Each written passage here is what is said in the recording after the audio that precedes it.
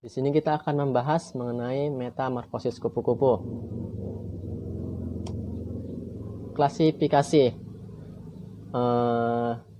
terutama dari telur kupu-kupu. Setelah telur dia akan berubah menjadi ulat, dan setelah ulat dia akan menjadi kepompong, kemudian menjadi kupu-kupu dan akan bertelur kembali.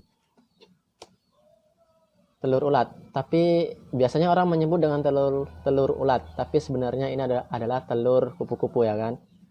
Telur akan menetas antara 3 sampai 5 hari. Untuk menjadi ulat, dari sebutir telur untuk menjadi ulat itu diperlukan waktu 3 sampai 5 hari.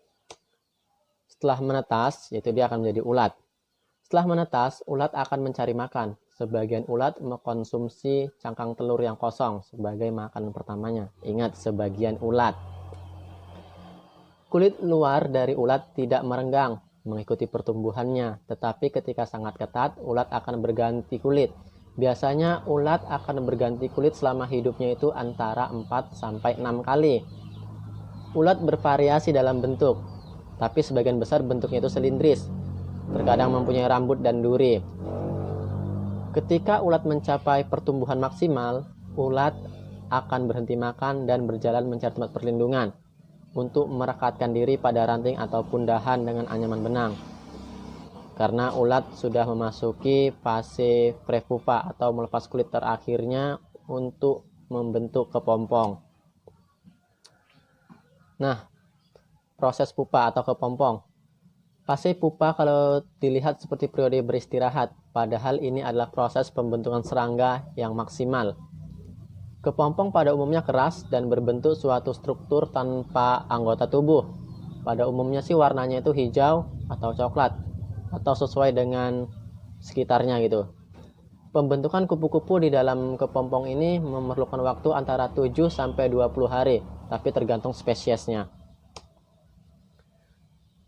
Nah, setelah menjadi kupu-kupu tadi, setelah keluar dari kepompong, kupu-kupu akan merangkak ke atas sehingga sayapnya yang lemah, yang kusut dan agak basah dapat menggantung ke bawah dan mengembang secara normal. Setelah sayap mengering, setelah mengembang dan kuat, sayap akan membuka dan menutup beberapa kali dan melakukan percobaan terbang.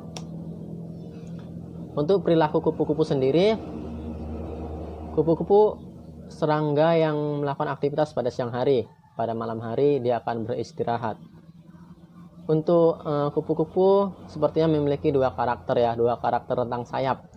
Ada kupu-kupu yang memiliki rentang sayap kecil, biasanya akan terbang rendah antara 10 cm sampai 2 meter.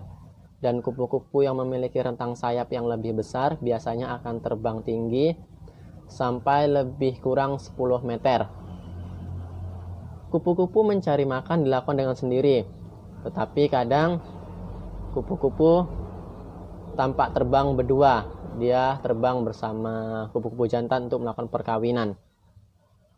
Nah, setelah melakukan perkawinan, kupu-kupu pasti itu akan bertelur dan meletakkan telurnya pada daun tumbuhan. Untuk kegiatan mencari makan, kupu-kupu akan menghisap nektar bunga dengan menjulurkan mulut penghisapnya atau probositnya. Ya, itulah tadi mengenai metamorfosis kupu-kupu. Sekian yang dapat saya jelaskan. Terima kasih.